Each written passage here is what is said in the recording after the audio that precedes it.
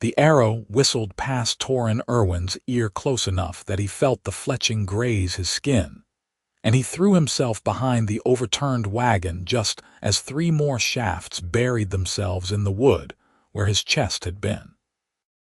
His horse was already gone, bolted into the forest when the bandits had sprung their ambush, and now he was alone on a backwoods trading road with 6 armed men closing in and nothing but his belt knife and a half-empty waterskin to his name.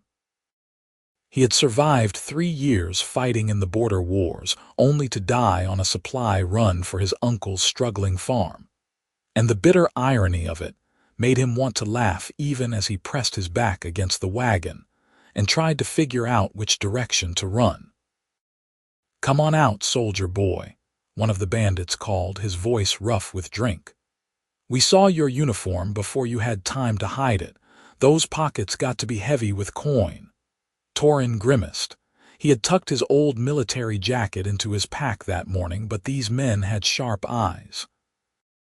The truth was he had exactly 4 copper pieces and a bent silver, barely enough to buy seed for next season's planting.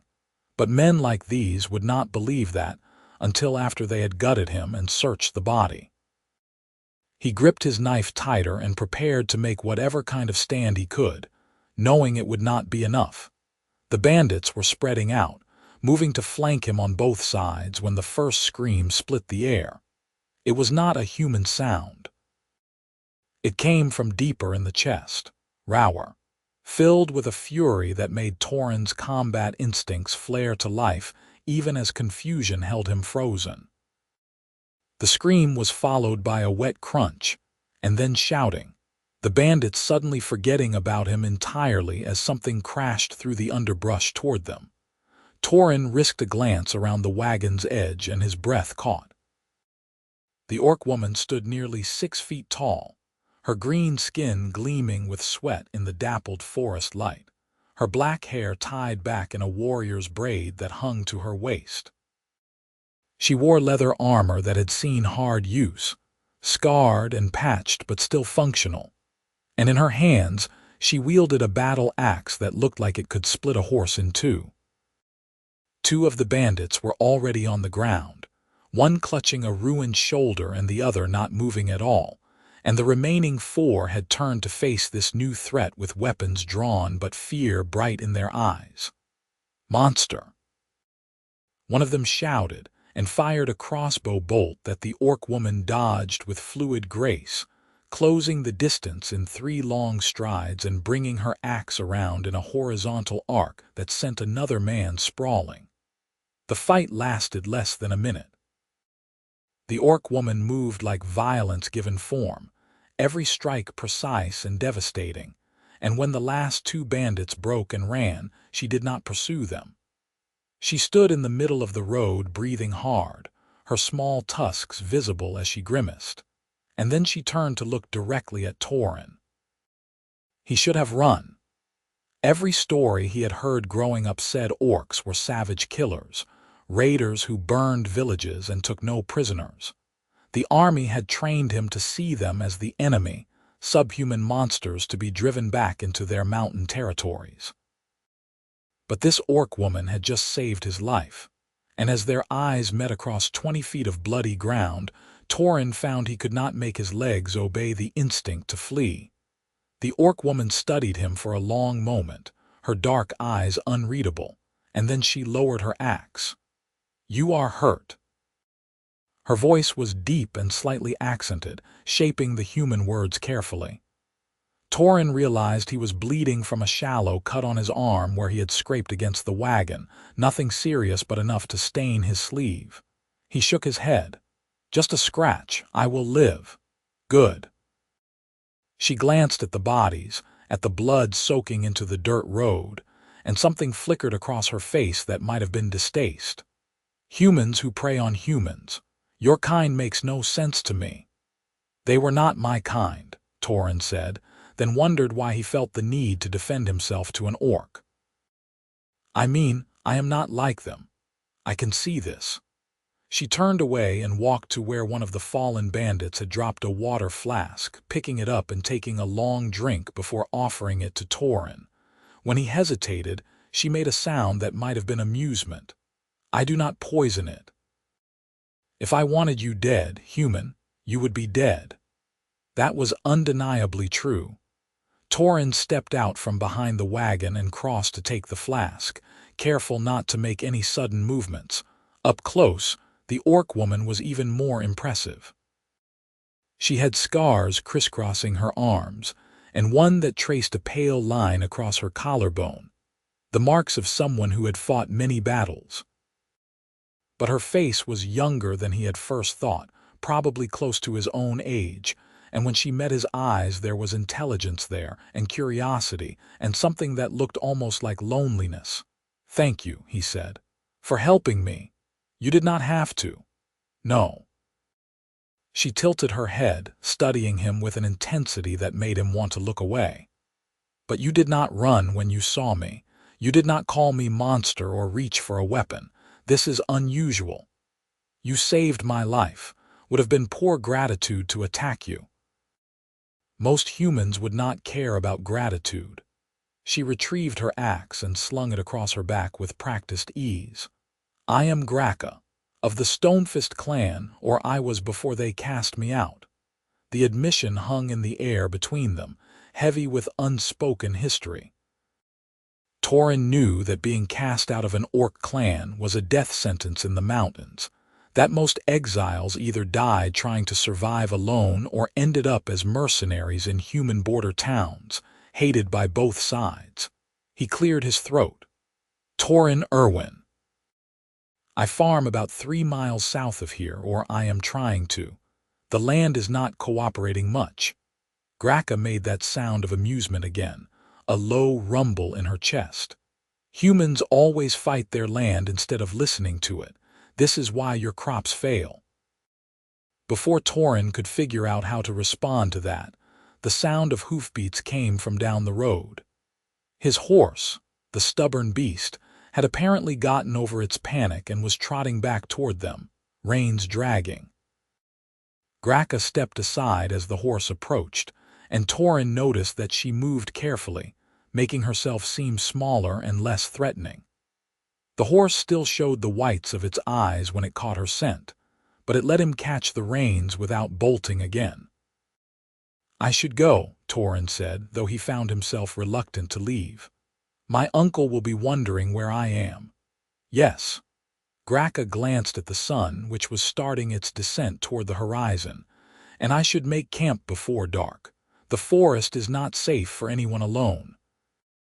She turned to go, heading for the tree line, and Torin heard himself call out before he could think better of it.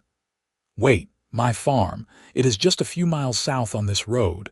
If you need somewhere to stay, somewhere safer than the forest, you could come there." Grakka froze.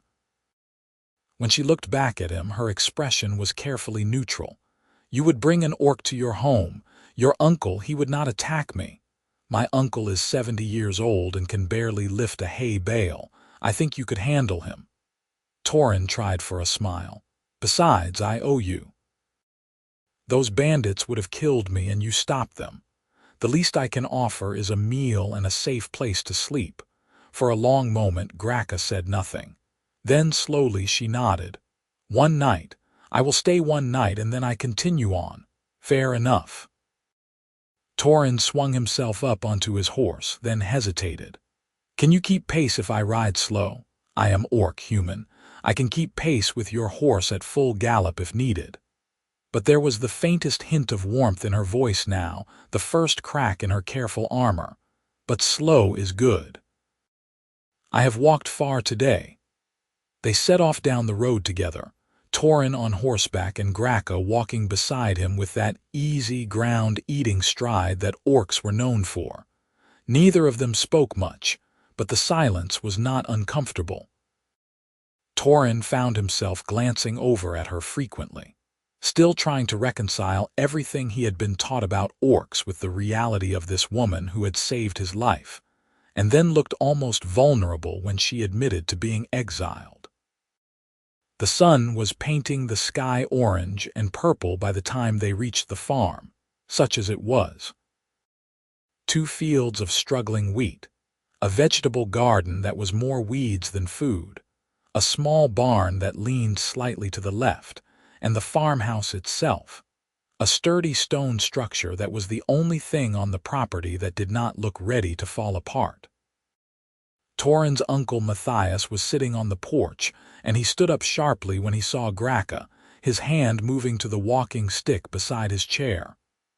"Uncle, wait," Torin called, dismounting quickly. "She is a friend. She saved me from bandits on the road." Matthias squinted at them both, his weathered face skeptical. "An orc saved you. Boy, have you lost your mind." "She did, and I invited her to stay the night as payment for the debt." Torin kept his voice firm, the tone he had learned in the army when giving orders. "She will sleep in the barn and be gone by morning. No trouble." "No trouble." Matthias shook his head, but some of the tension left his shoulders. "You are as foolish as your father bringing home every stray and lost cause.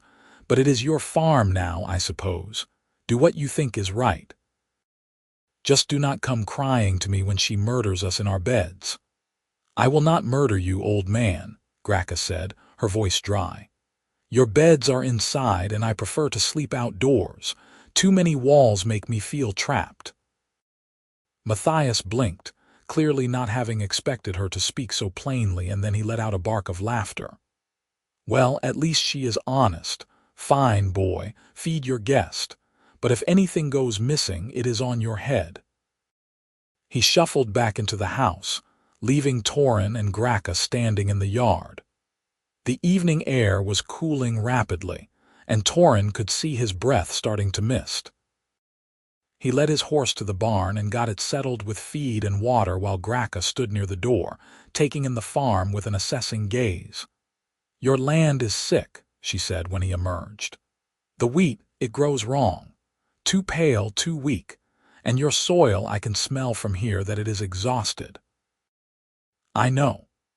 Torin rubbed his face, suddenly feeling every bit of the exhaustion that 3 years of struggling to make this farm viable had piled on his shoulders. "My uncle worked it too hard for too long, never letting the fields rest. Now I am trying to bring it back, but every season is worse than the last. One more bad harvest and I will have to sell to pay the debts." Grakka walked to the nearest field and knelt, scooping up a handful of dirt and letting it run through her fingers. She frowned, then stood and moved to the tree line that bordered the property, studying the undergrowth. "You need ash and bone, and you need to plant root crops in rotation. And this." She pointed to a cluster of plants with broad leaves and purple flowers. "This is Gorlin root. In the mountains we use it to heal tired soil. You dig it up, chop it, spread it over your fields and turn it under. 2 seasons and your land will grow strong again." Torin stared at her. "How do you know all this? In my clan, I was a grower." Grakka's voice went soft, distant. "We lived in high valleys where the soil was thin and the season short. If we did not know how to make plants thrive, we would starve. I learned from my mother and she from hers, back through all the generations.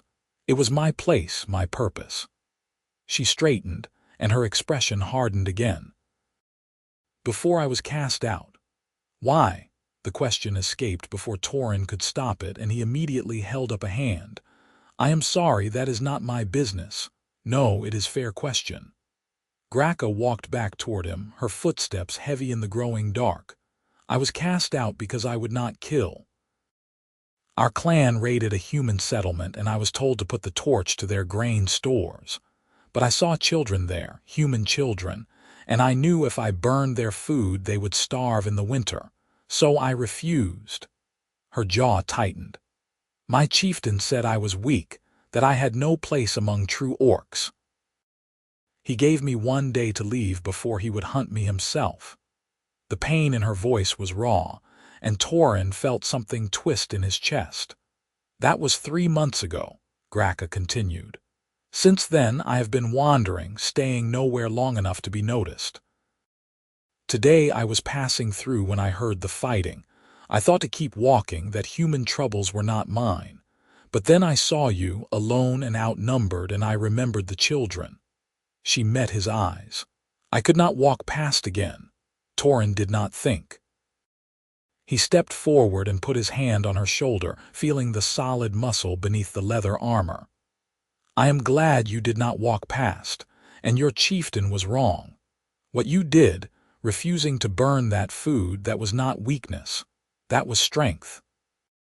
Grakka looked down at his hand like it was some strange artifact she could not quite decipher, and then slowly, carefully, she reached up and placed her own hand over it.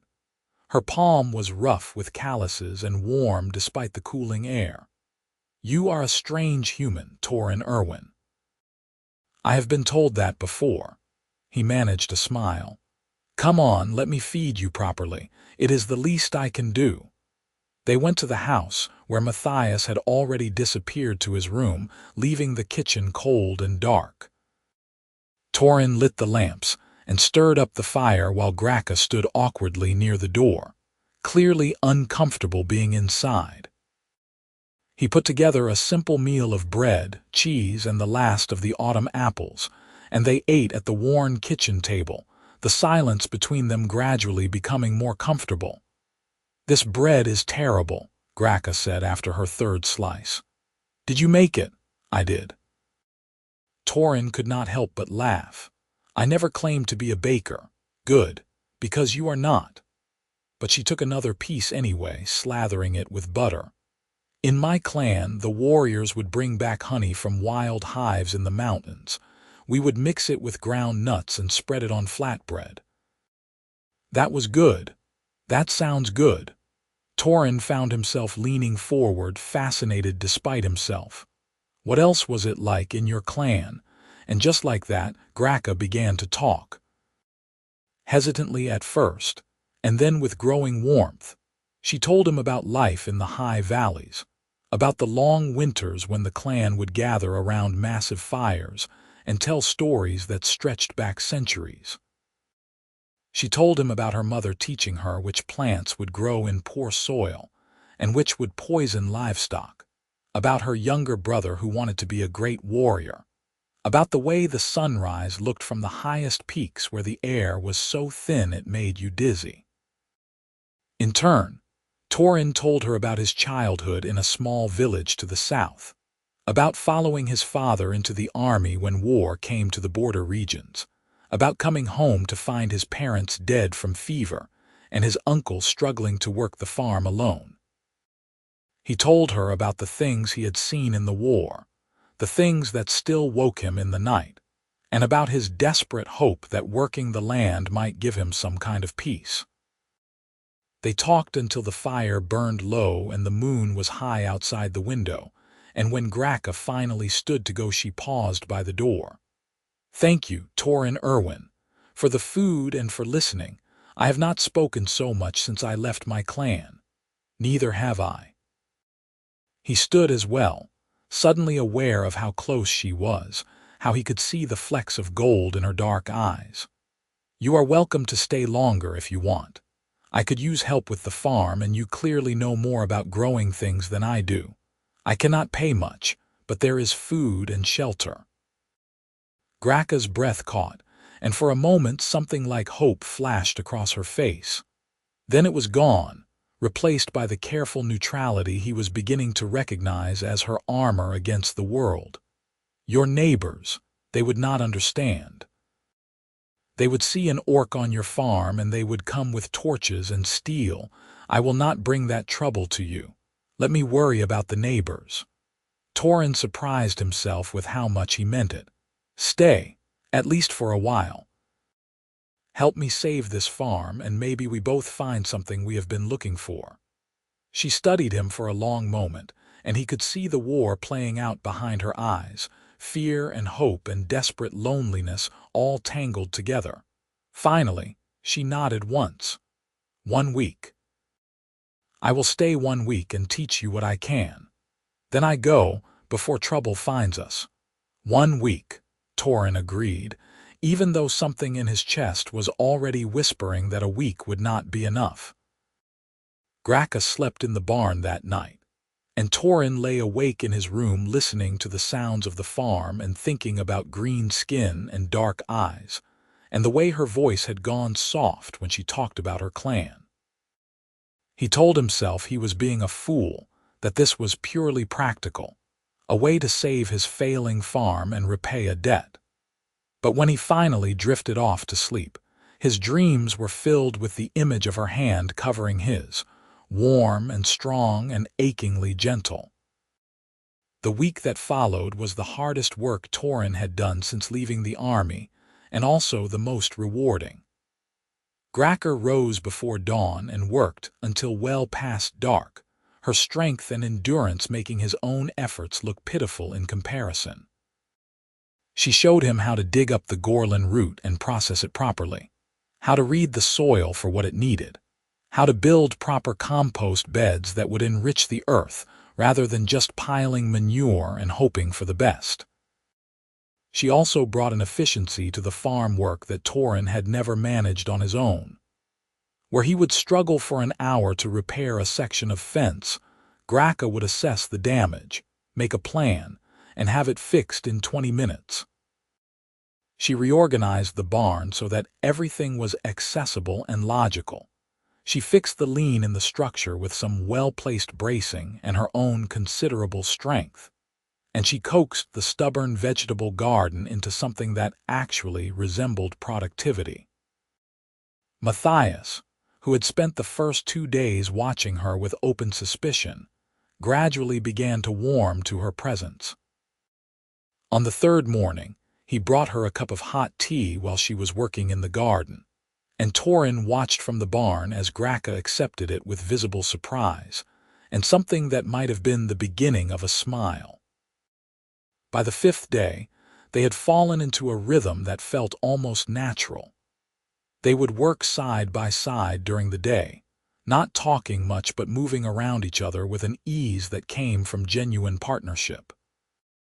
In the evenings, they would eat together, and Grakka would tell him more stories about her clan, while Torin taught her the card game his father had loved, laughing when she won 3 hands in a row and accused the deck of being defective. It was on the 6th night, when they were sitting on the porch watching the stars come out, that Grakka finally asked the question Torin had been dreading. "Tomorrow is 7 days. I should leave at dawn as we agreed. You should." Torin kept his voice carefully neutral even as his chest tightened. "If that is what you want." "Want?" Grakka said the word like she was testing its weight. "I do not know what I want anymore. Before my exile, my life was clear. I knew my place, my purpose. Now I am adrift, and every kindness I receive feels like a trap that will spring shut when I am not ready." Torin turned to look at her, this fierce warrior woman who had somehow become essential to his life in just 6 days. What if it is not a trap? What if it is just an offer, freely given with no expectations? Then it is a gift I do not know how to accept. She met his gaze, and in the starlight her face was all sharp angles and shadows. "In my clan, we did not trust easily. We were taught that humans were treacherous, that they would smile and offer friendship and then betray us the moment it suited them.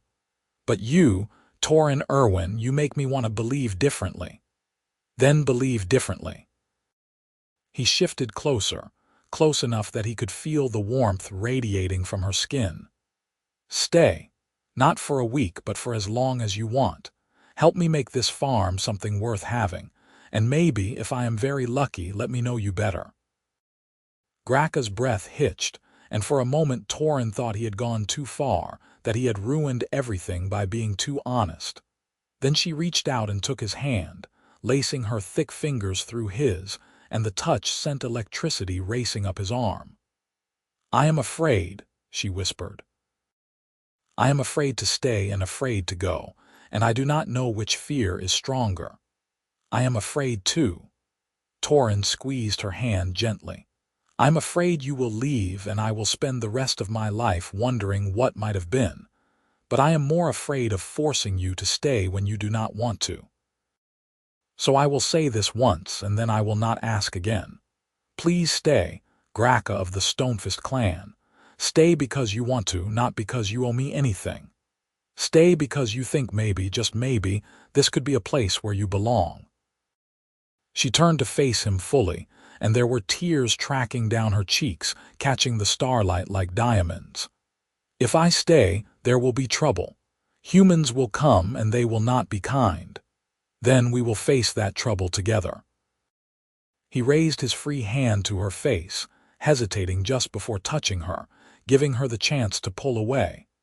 When she did not, he gently brushed the tears from her cheek, marveling at the softness of her skin. I did not survive the war just to live in fear for the rest of my life. If people want to make trouble because I choose to share my farm with someone who saved my life and made me laugh for the first time in years, then let them come. Grakka closed her eyes, leaning into his touch, and when she spoke her voice was rough with emotion. You will regret this. When the trouble comes, when your friends turn against you and your livelihood is threatened, you will wish you had sent me away. Maybe. Torin did not look away from her face, from the strength and vulnerability warring there. But I would rather face trouble with you beside me than spend the rest of my life safe and alone, wondering what might have been. She opened her eyes, and the look she gave him was so raw and unguarded that it made his heart ache. Then I stay. Not for a week, not for a month. I stay until you send me away or until trouble tears us apart, whichever comes first. That is all I ask. He smiled, even though part of him was terrified by what he had just committed to, what he was risking. Although I should warn you, I am a terrible cook and my card playing is getting worse every day. You might regret this before I do. Grakka laughed, the sound startled and genuine, and suddenly she was pulling him into a hug that squeezed the air from his lungs. She was all hard muscle and warm skin, and the faint scent of earth and leather, and Torin wrapped his arms around her and held on tight, feeling like he had found something he had not even known he was searching for. They stayed like that until the night air grew cold enough to send them inside, and when they parted at the stairs, Grakka heading to the barn and Torin to his room, the look they shared was full of promise and possibility, and the terrifying, exhilarating awareness that everything had just changed. The trouble Grakka had predicted came exactly 3 weeks later, on a cold morning when frost painted the fields white, and the sky was the color of old iron. Torin was in the barn repairing a harness when he heard the sound of horses, too many of them, and looked up to see a group of riders coming down the road toward the farm. There were 7 of them, all men from the neighboring farms, and Torin recognized most of them. Samuel Foster, who owned the large property to the east.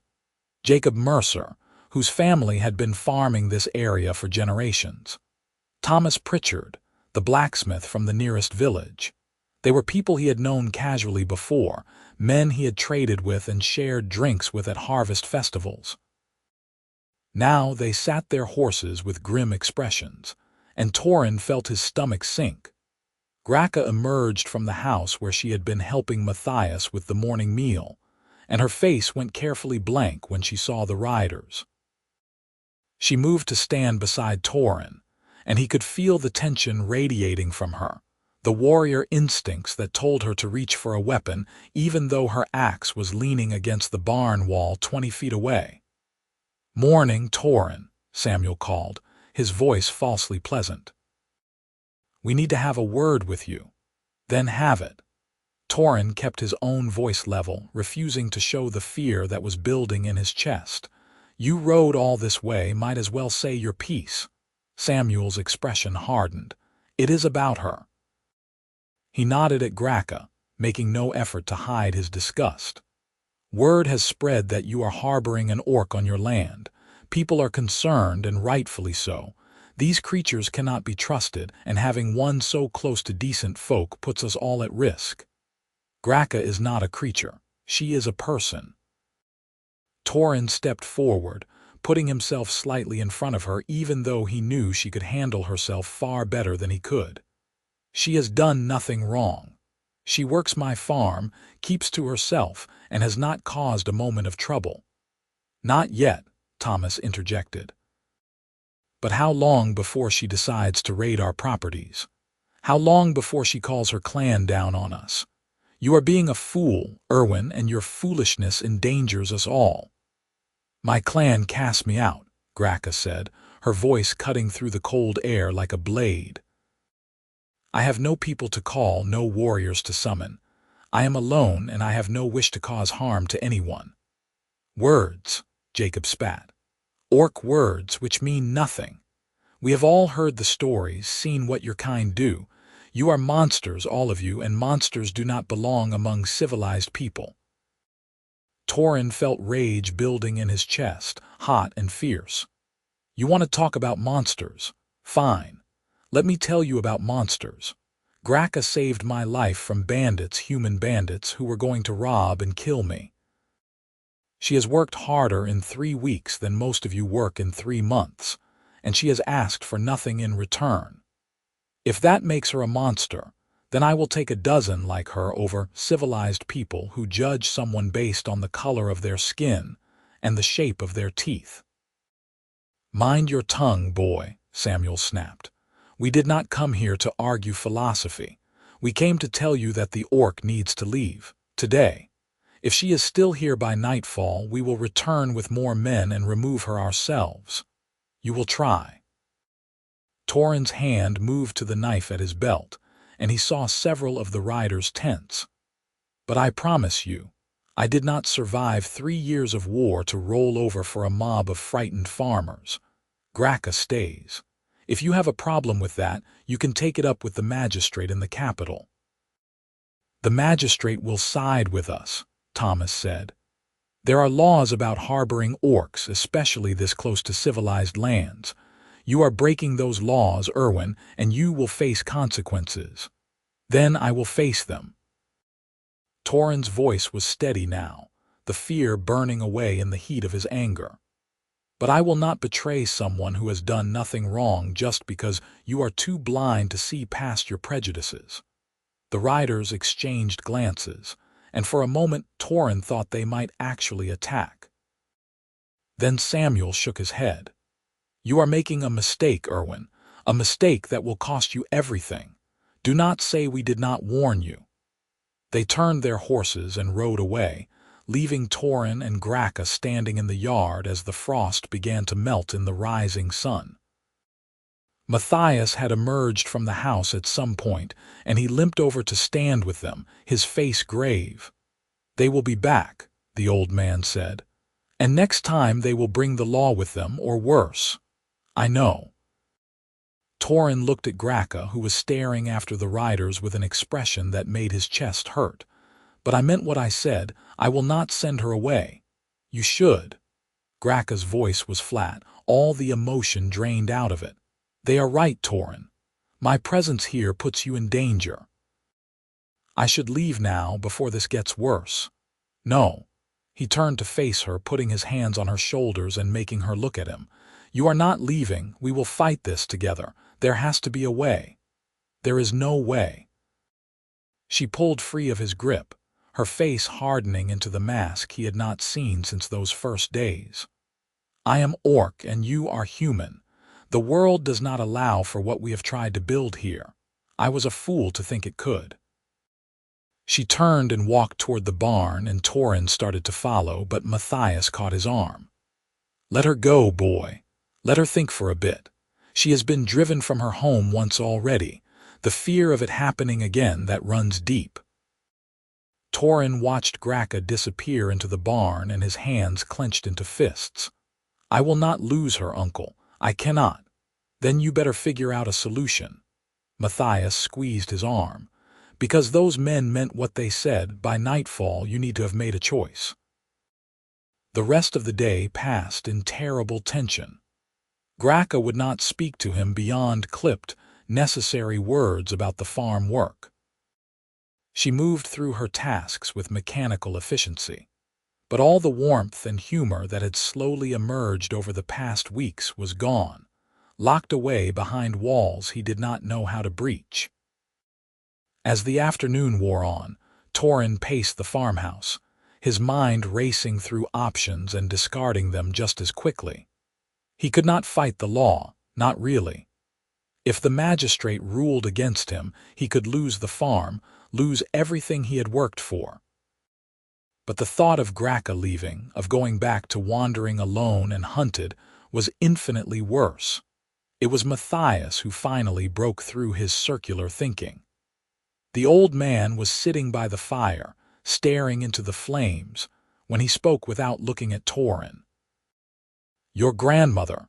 She was not well liked when she first came here. She was from a different region, had different ways, and the neighbors thought your grandfather was making a mistake taking her as his wife. But he married her anyway in front of the whole community and declared that anyone who had a problem with it could take it up with him personally. After that, well, she was family, and family is different." Torin stopped pacing. "What are you saying?" "I am saying that people are more inclined to accept what they cannot change, especially when it is bound up in tradition and law." Matthias finally looked at him, his old eyes sharp. "An orc living on a farm is a scandal. An orc who is family, who has a legal claim to be here, that is a different matter. You are talking about marriage." The word came out barely above a whisper. "I am talking about survival." Matthias leaned back in his chair. "You care for her, boy.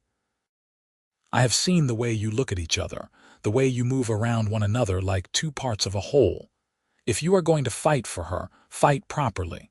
Make it so they cannot drive her away without driving you away too."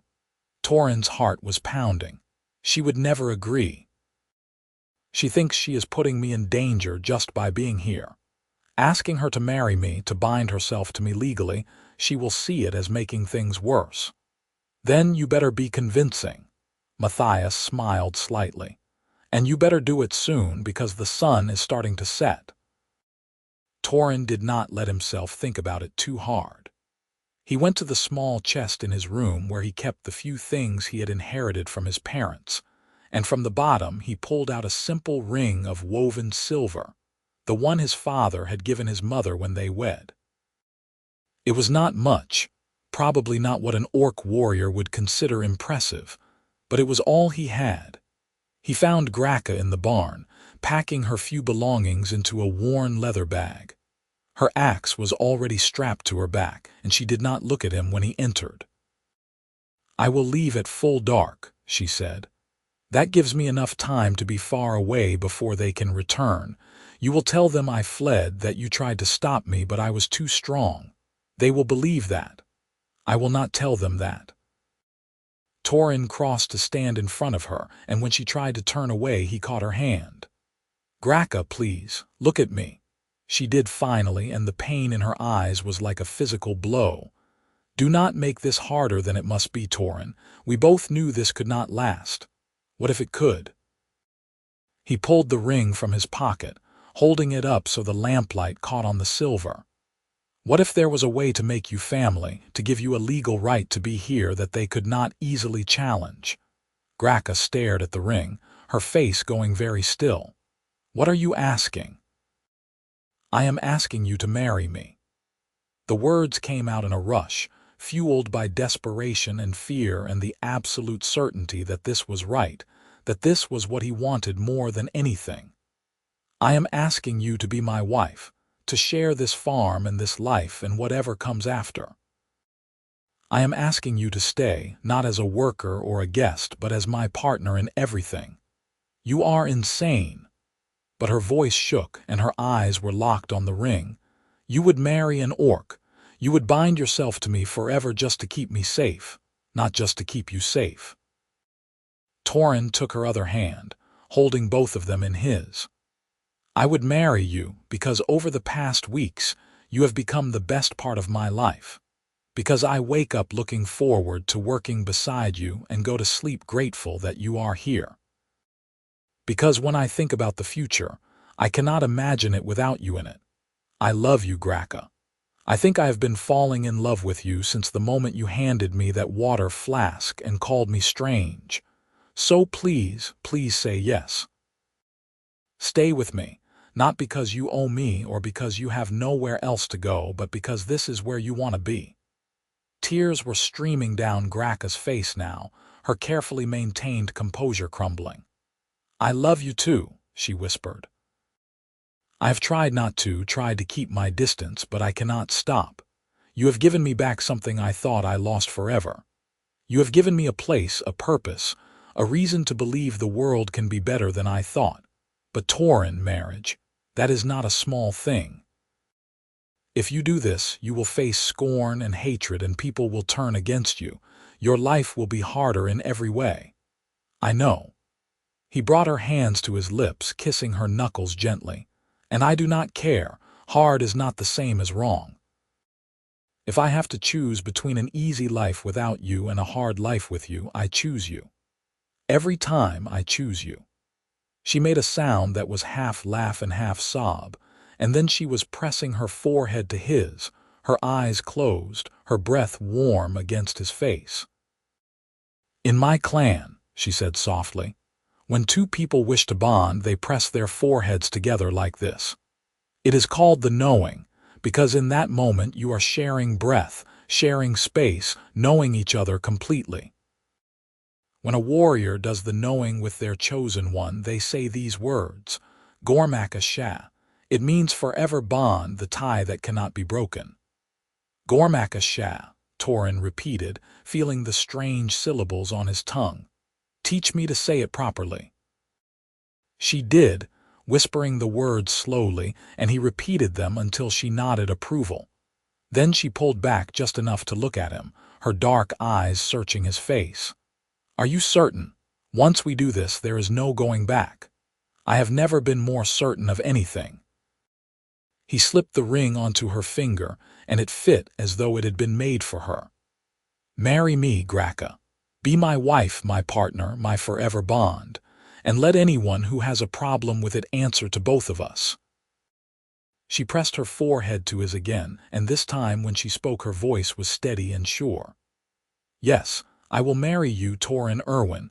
I will be your wife and stand beside you against whatever comes. Grakka Sha, forever bond.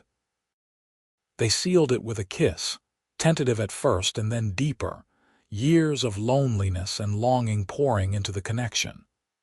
Grakka's tusks made it different from kissing a human woman, but Torin found he did not care. This was her, fierce and strong and vulnerable, and she was choosing him just as surely as he was choosing her. When they finally broke apart, both breathing hard, Grakka was smiling, a real smile that transformed her entire face.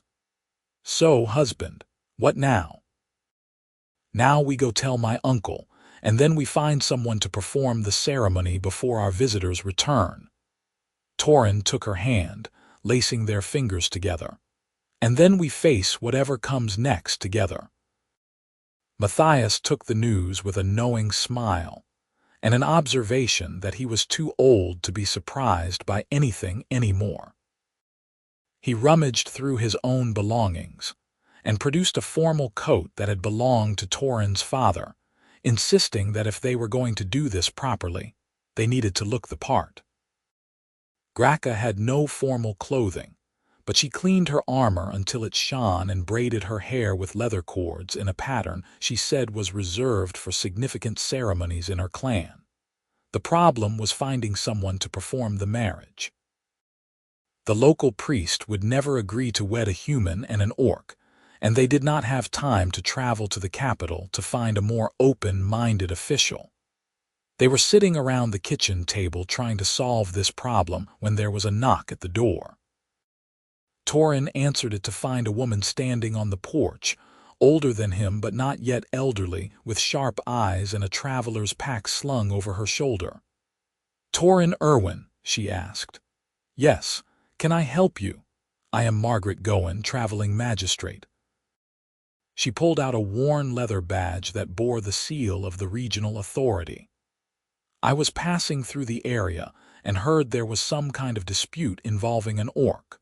I make it my business to investigate such matters before they escalate into violence. Torin's heart sank. This was exactly what he had feared, the law arriving to side with his neighbors and force Grakka to leave. But before he could figure out what to say, Grakka appeared behind him and Margaret's eyebrows rose. "Well now, this is unusual," the magistrate said. "May I come in? I think we should talk." They sat around the kitchen table and Torin explained everything. The ambush on the road, Grakka saving his life, her exile from her clan, the weeks they had spent working together. He told her about the neighbors who had come that morning with their threats and ultimatums. And finally, his voice steady despite his nervousness, he told her about his proposal and Grakka's acceptance. Margaret listened without interrupting, her face unreadable. When he finished, she sat back and looked at both of them for a long moment. "You understand that what you are proposing is highly irregular. There are very few documented cases of human-orc marriages, and those that exist have been fraught with difficulty." "We understand," Grakka said. "But we wish to try anyway." "Why?" Margaret's gaze was sharp. "I need to know this is genuine, not just a legal maneuver to circumvent local prejudice." Torin reached out and took Grakka's hand, not caring how it looked. "Because I love her. Because she has made me happier in these few weeks than I have been in years. Because when I think about growing old, I want it to be with her beside me, working this farm and building a life together. If that is not genuine, magistrate, then I do not know what is." Grakka squeezed his hand. "And I love him because he saw past what I am to who I am. Because he gave me back my purpose and my hope. Because he makes me believe that maybe there is a place in this world where I can belong. I will fight for that for him, with everything I have." Margaret was quiet for another moment, and then slowly she smiled. 40 years I have been doing this job, and in all that time I have seen maybe a handful of couples who spoke about each other the way you two just did. The law says that as a magistrate, I have the authority to perform marriages. It does not specify what kind of marriages." She stood up. "If you are serious about this, I will wed you. Right now, tonight, before your neighbors can cause more trouble. But you need to understand what you are committing to. This will not be easy. People will judge you, shun you, possibly even attack you. Are you prepared for that?" "We are," Torin said, and Grakka nodded beside him. "Then let us begin." Margaret pulled out a small book from her pack. "We will need witnesses. Do you have anyone?" "I will witness," Matthias said from his chair by the fire. "And I will stand with them against anyone who says it is wrong." Margaret smiled at the old man. "Good. Then let us make this official." The ceremony was short and simple, nothing like the elaborate weddings Torin had attended in his youth. They stood in the kitchen with Matthias and Margaret as witnesses, and the magistrate spoke the traditional words about commitment and partnership, and the bonds that tie two lives together. When she asked if they accepted each other as spouses, Torin said yes without hesitation, and Grakka's voice was strong and clear as she agreed. Then Margaret did something unexpected. She asked Grakka if there were any orcish traditions they wished to include, and Grakka's eyes widened. "In my clan," she said softly, "when two people bond, they cut their palms and press them together, mingling their blood. It is a symbol that they are no longer two separate beings but one joined life." "We can do that," Torin said immediately. "If you want to." Grakka produced a small knife from her belt, clean and sharp, and before anyone could reconsider, she cut a shallow line across her palm. Then she handed the knife to Torin, and he did the same, feeling the sting and watching the blood well up. They pressed their palms together, blood mixing, and Grakka spoke words in her own language, deep and rhythmic and full of meaning Torin could feel even if he did not understand every word. Margaret watched with interest, and when Grakka finished she nodded. "By the authority vested in me by the regional government, I declare you married. May your bond be strong and your life together be filled with happiness." She closed her book. "I will file the paperwork when I reach the next major town. As of this moment, you are legally wed, and any attempt to separate you or remove Grakka from this property would require challenging the marriage itself, which is a much higher legal bar." "Thank you," Torin said, and he meant it with every fiber of his being. "You have given us a chance. I have given you a legal framework." Margaret's smile was wry. "The rest is up to you, but for what it is worth, I think you will make it.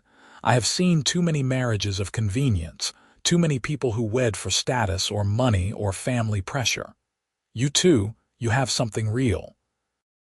Hold on to that, and you will survive whatever comes." She left shortly after, promising to return in a few weeks to check on them and make sure the legal aspects were properly handled. Matthias congratulated them both with gruff warmth, and then tactfully retreated to his room, leaving Torin and Grakka alone in the kitchen. They stood looking at each other, the reality of what they had just done settling over them. Grakka still had the ring on her finger and their palms were still marked with the thin cuts from their blood bond. She reached up and touched his face, her expression wondering. "We are married, truly married, we are." Torin covered her hand with his. "My wife." "That will take some getting used to, my husband." She tested the word and then she smiled. "I like it. I like how it sounds." They spent their wedding night in the barn because Grakka still preferred to sleep under open sky and Torin would have followed her anywhere. They made a comfortable nest in the hay, and they held each other close as the night deepened around them. They did not make love, not yet, both of them too overwhelmed by the speed and intensity of what had happened. But they talked for hours, sharing whispered hopes and fears and dreams for the future. And when they finally drifted off to sleep, it was tangled together, Grakka's head on Torin's chest and his arms wrapped protectively around her. When the dawn came, they rose to find Samuel Foster and his group of farmers already in the yard, this time accompanied by a man wearing the uniform of the regional guard. Torin's heart sank, but Grakka squeezed his hand and together they walked out to face them. "Torin Irwin," the guard called, his voice official. "I have been informed that you are harboring an orc in defiance of local sentiment.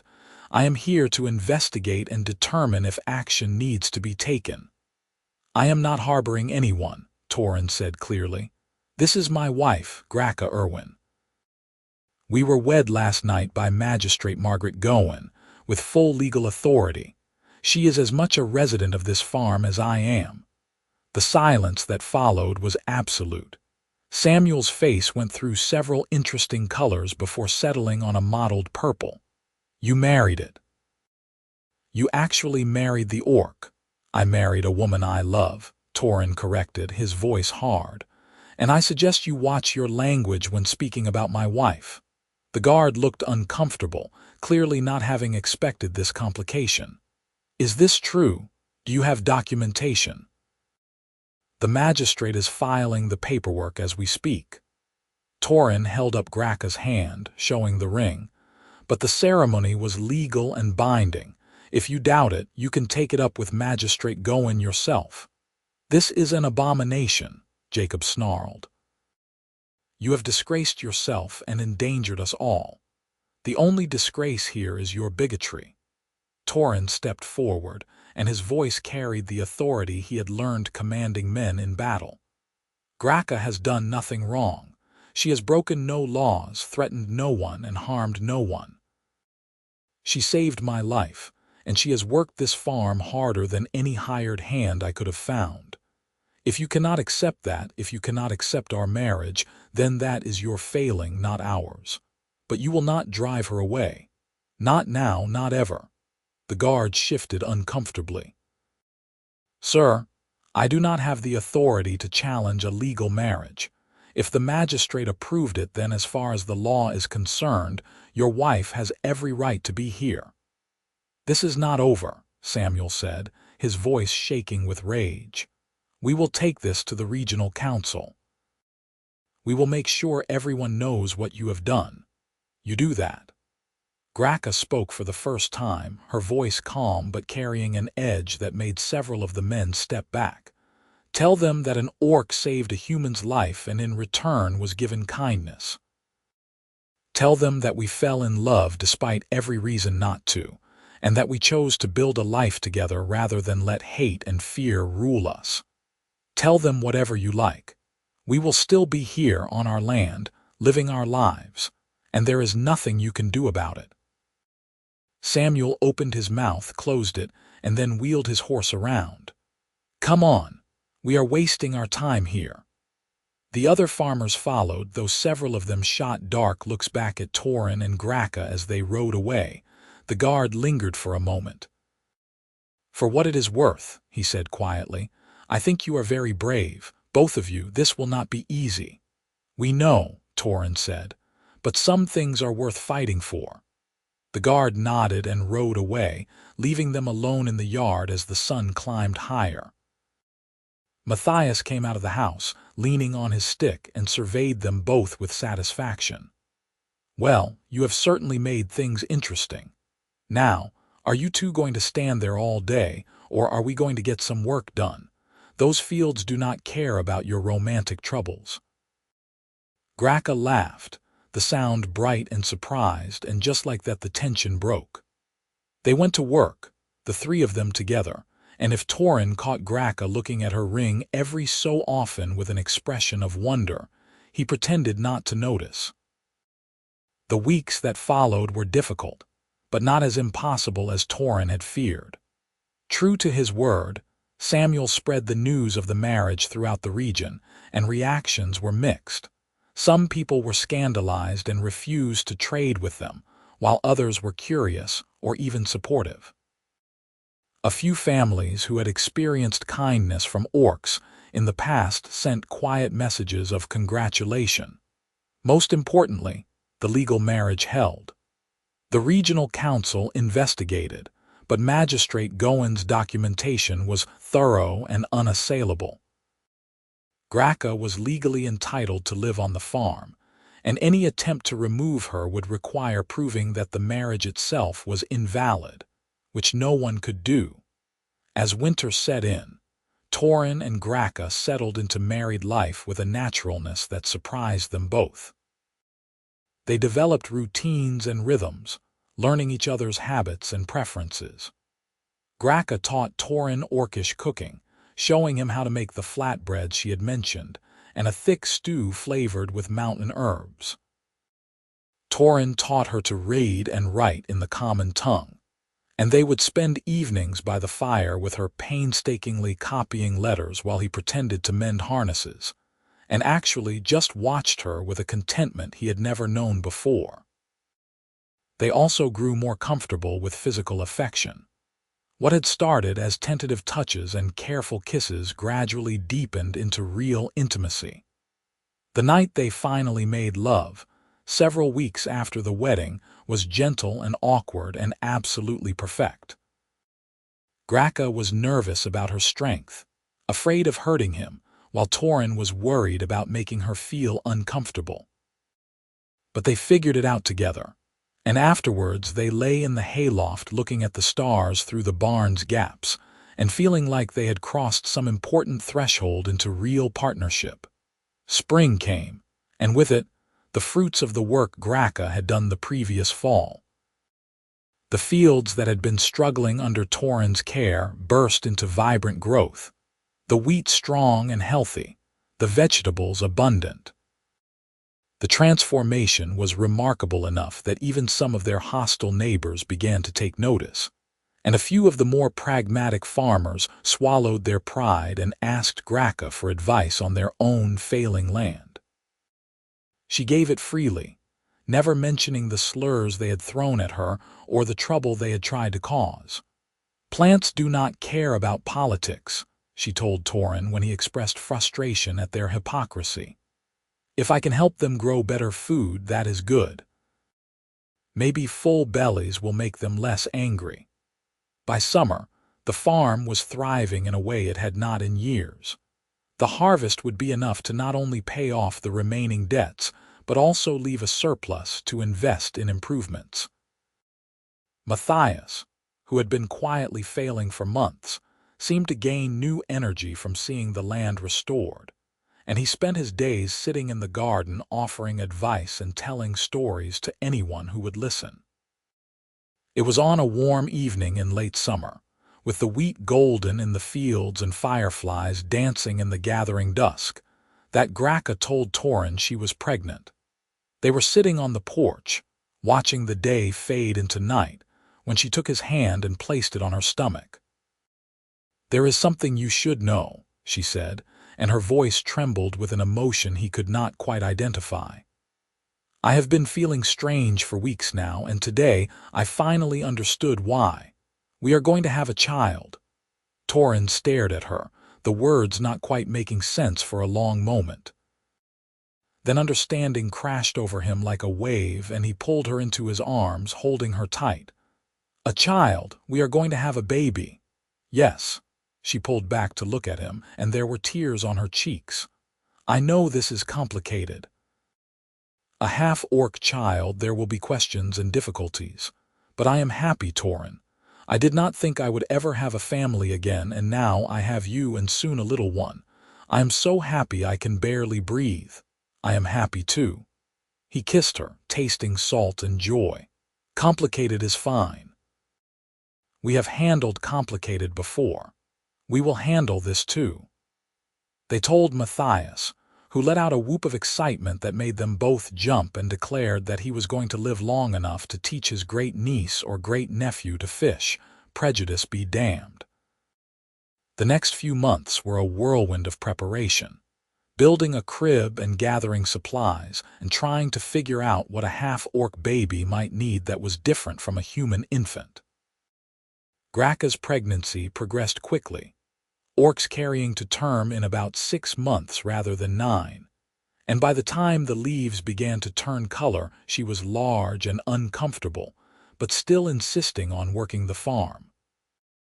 Torin finally put his foot down when he found her trying to lift a full water barrel, and she grudgingly agreed to limit herself to lighter tasks.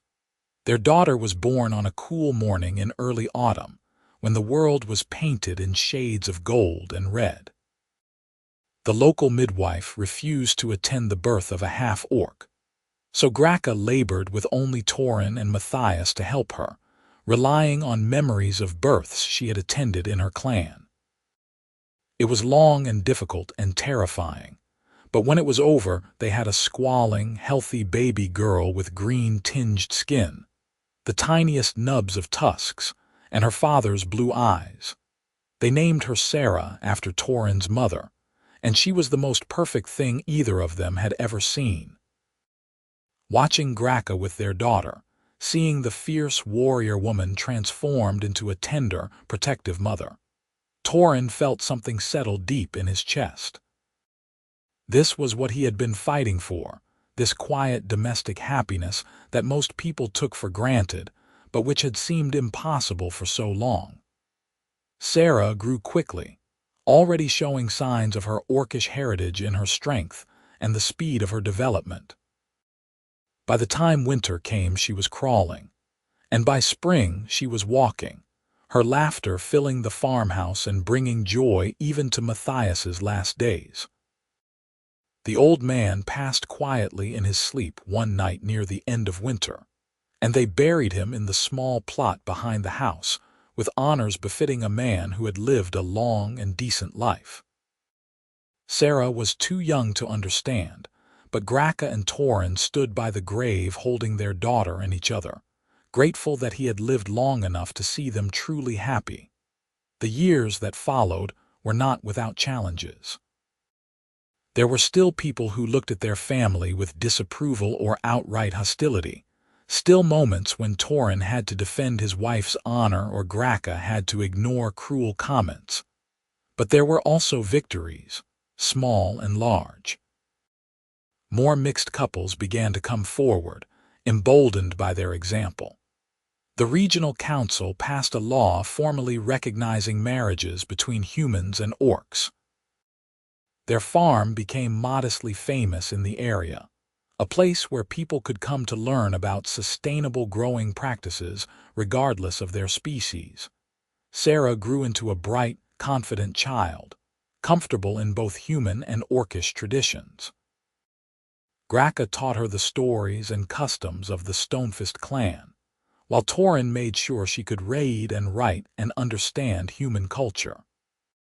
She was loved fiercely by both her parents and by the small community of mixed families that gradually formed around them, people who had found each other and decided that love was more important than prejudice.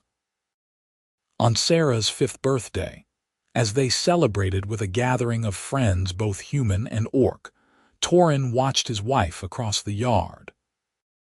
She was laughing at something one of the children had said, her face bright with happiness, and he marveled at how far they had come from that day on the forest road when she had saved his life.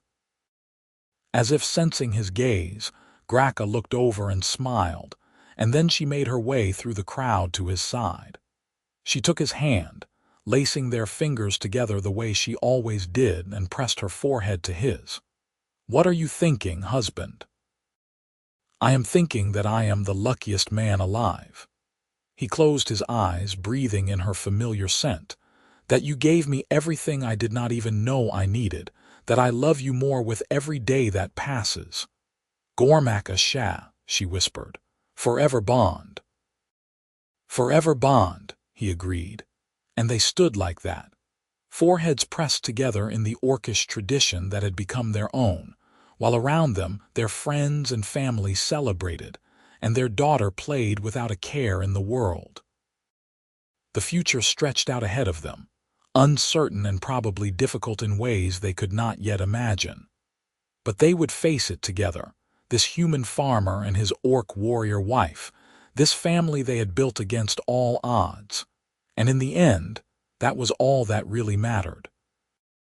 Years continued to pass in the quiet rhythm of farm life, marked by harvests and seasons and the slow, steady growth of their daughter. Sarah's 8th year brought an unexpected visitor to the farm, one that would test everything Torin and Grakka had built together.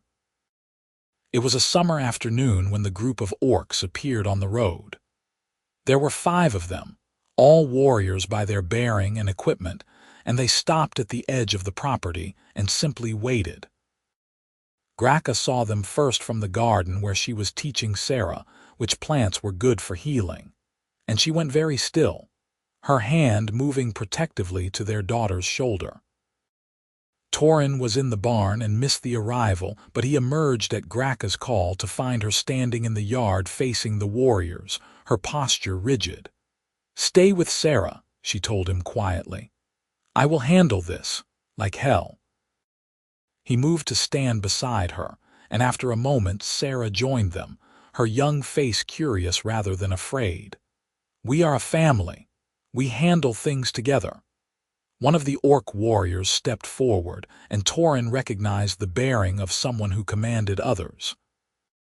The warrior was older than Grakka, with graying hair and scars that spoke of decades of combat, and when he spoke his voice carried across the distance easily. "Grakka, daughter of Masha, we have been searching for you for many seasons." "I was cast out," Grakka said, her voice carefully neutral. "I have no claim on the clan, and the clan has no claim on me." That was true. The warrior stopped about 10 feet away, close enough to talk but far enough to not seem threatening. "But times have changed. The old chieftain died last winter, killed by a rockslide while hunting. The clan chose a new leader, and she has been working to heal old wounds. She sent us to find you to ask you to return." Grakka's breath caught, and Torin felt her tremble beside him. "Why? Why would the clan want me back after casting me out for weakness?" because you were right. Another warrior spoke now, a woman with the same dark eyes as Grakka. The raids on human settlements, they brought retaliation. We lost warriors, lost our young. The new chieftain declared that we would find another way, a way that did not require us to prey on those weaker than ourselves. She remembered your words, remembered that you spoke of coexistence rather than conquest. She wants you to come home and help us build this new path. Torin felt his world tilting. He had always known Grakka missed her clan, that part of her ached for the mountains, and the people she had been forced to leave. But he had also assumed that door was closed forever, that they would build their life here and never look back. Now, suddenly, there was a choice, and he did not know what she would decide. Grakka looked at the warriors, then at the farm, then finally at Torin and Sarah. Her face was a storm of conflicting emotions. "I need time to think," she said finally. "This is not a decision I can make in a moment." "We will camp at the forest edge," the lead warrior said. "We will wait 3 days. After that, we must return and report to our chieftain. Whatever you decide, Grakka of the Stonefist clan, know that you are welcome among us again." The warriors withdrew and the family stood in the yard in silence. Finally, Sarah tugged on Grakka's hand. "Mama, who were those people? They were from my old clan, little one."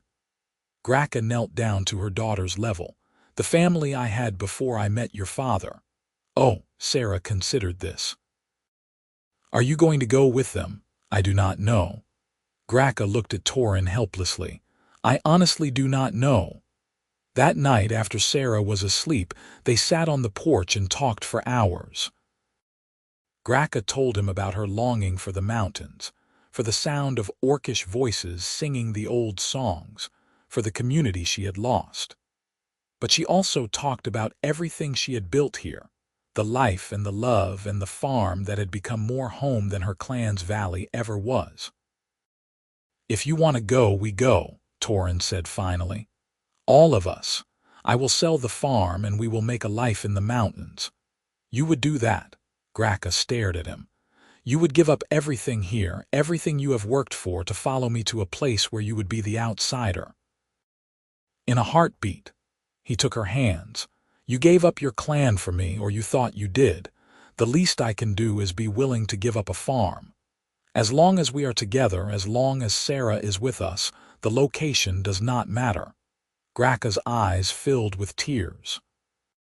"You are too good for me, Torin Irwin." "That is absolutely not true, but I appreciate you saying it." He kissed her forehead. "So what do you want to do? And please be honest. This has to be your choice." She was quiet for a long time, staring out at the dark fields and the stars beginning to emerge overhead. When she finally spoke, her voice was certain. "I want to stay here. The mountains were my home, but this farm is where I learned what it means to truly belong. This is where I found you, where we made Sarah, where we built something that matters. The clan wants me back, and that heals something I did not even realize was broken. But I do not need to return to have that healing. I can be at peace with both lives, the one I had and the one I chose." Relief flooded through Torin so strongly it made him dizzy. "Are you sure? I do not want you to regret this. I am sure." She turned to him and her smile was radiant. "But I do have one request. I want to visit them at least once. I want Sarah to know her mother's people, to learn the stories and the traditions. And I want to show them that the path I chose, the love I found, was not weakness but strength. Then that is what we will do." Torin pulled her close. "We will tell them tomorrow." The next morning they walked together to the forest edge where the warriors had made camp. Sarah came with them, holding both her parents' hands and chattering excitedly about meeting more orcs like her mama. The warriors stood as they approached, their faces carefully neutral. Grakka spoke in orcish first, her voice formal and carrying the rhythms of ritual speech. Torin could not understand most of it, but he caught a few words he had learned over the years. "Honor," choice, family. When she finished, she switched to the common tongue. I thank the clan for this offer, for the forgiveness it represents. But my home is here now with my husband and daughter. I will not return to the mountains permanently. The warriors exchanged glances, and the lead one nodded slowly. This is your right, to choose your own path. But will you at least visit? Our new chieftain would speak with you, would hear your wisdom about living alongside humans. Your experience could help us avoid the mistakes that cost so many lives. I will visit, Grakka agreed. In the fall after the harvest. I will bring my family and stay long enough to share what I have learned. But then we return here to our farm and our life. That is more than we hoped for. The female warrior stepped forward. Grakka, I am Vrenna. I am your cousin, your mother's sister's daughter. She would want you to know that she never stopped missing you, that she died hoping you had found safety and happiness. Grakka's composure cracked, and she made a sound of grief and acceptance. Thank you for telling me. I missed her too every day. The warriors departed soon after, promising to send word about arrangements for the fall visit. As they watched them disappear into the trees, Sarah looked up at her parents. So we get to stay here and visit the mountains. That sounds like the best of both worlds. It does, doesn't it? Grakka lifted her daughter onto her hip, even though Sarah was getting too big for it. You are very wise, little one. I get it from my parents, Sarah said matter-of-factly, and both Torin and Grakka laughed. The fall journey to the mountains was an adventure that Sarah would remember for the rest of her life. They traveled for 2 weeks, following paths that Grakka remembered from her youth. And with each mile closer to orc territory, Torin could see his wife relaxing in ways he had never quite seen before. She pointed out landmarks and told stories, teaching Sarah songs in Orcish that had been passed down through generations. The Stonefist clan's valley was high and cold, surrounded by peaks that scraped the sky, and when they arrived, the entire clan turned out to greet them. Torin had expected hostility, or at least suspicion, but instead he found curiosity and a cautious welcome. The new chieftain, a woman named Karga who had been Grakka's childhood friend, embraced his wife with genuine warmth and looked at Sarah with delight. She has your eyes, Karga told Grakka, and your stubbornness, I suspect. She is welcome here, as is your human husband who makes you smile so brightly. They stayed for 3 weeks, and in that time, Grakka worked with the clan's leaders to share everything she had learned about living peacefully near humans. She talked about trade and communication, about finding common ground and building trust slowly. She introduced Torin to craftspeople who wanted to sell their goods in human markets, and he made connections that would eventually lead to profitable trade routes. But more than the practical matters, the visit gave Grakka something she had not realized she needed.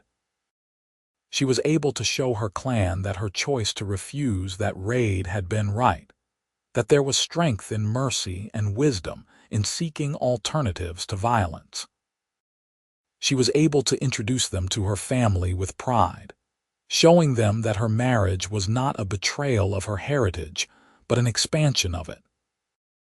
And Sarah, precious Sarah, was embraced by her mother's people as a bridge between 2 cultures, a living symbol of what could be achieved when fear and prejudice were set aside. When they finally returned to the farm, all 3 of them were changed by the experience.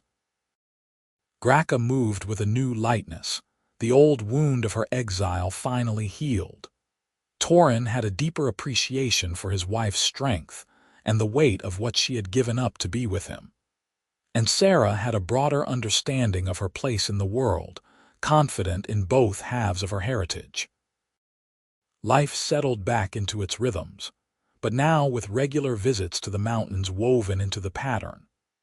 The farm continued to thrive, becoming a gathering place for mixed families and a center for teaching sustainable farming practices to both humans and orcs. Torin and Grakka grew older together, their hair graying and their bodies wearing the marks of hard work, but their love never dimming. Sarah grew into a remarkable young woman, strong and clever and kind, eventually choosing to follow her mother's path as a grower and healer. She married a human man who loved her fierce independence, and they built their own farm on land adjacent to her parents', creating a small community of acceptance and cooperation.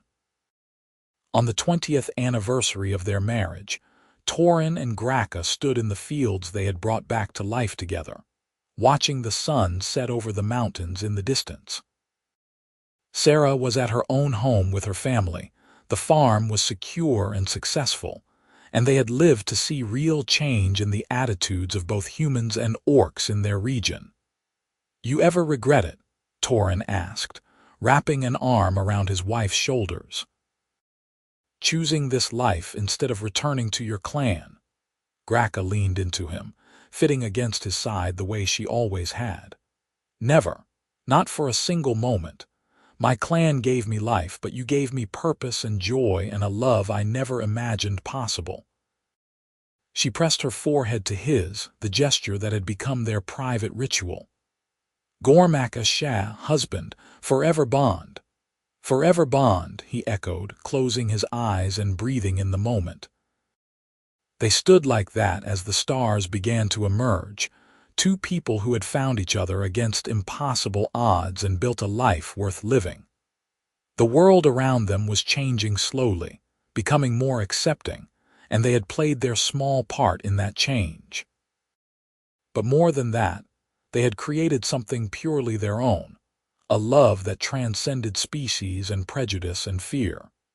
Years later, when Torin's time finally came, he passed peacefully in his sleep with Grakka beside him, their hands clasped tight. She lived on for several years more, spending her time with her grandchildren and great-grandchildren, all of them products of mixed unions that had become increasingly common in the region. She told them stories about their grandfather, about a human farmer who had seen past the monster to the woman beneath, and loved her with everything he had. And when Grakka's own time came, she died in the same bed, in the farmhouse they had shared for so many years, surrounded by family who carried both human and orcish blood and represented everything they had fought for. Her last words were in orcish, a prayer for the next life, and her last thought was of blue eyes and gentle hands and a forehead pressed to hers on a dark night when everything had seemed impossible. The farm continued through the generations, tended by their descendants, a living monument to two people who had looked at a divided world and decided that love was stronger than hate. And in the valley, the story of Torin and Grakka became legend, told around fires on cold nights, a reminder that sometimes the most powerful force in the world is two people who refuse to let circumstances dictate who they love. Forever bond. Gormak Asha. Not just words, but a promise that transcended death itself, living on in every mixed family that built a life without fear, in every person who chose to see beyond the surface to the heart beneath. Their love had changed their small corner of the world, and that change rippled outward, touching lives they would never know, creating possibilities they had only dreamed of. In the end, that was their true legacy. Not the successful farm or the trade routes or the legal precedents.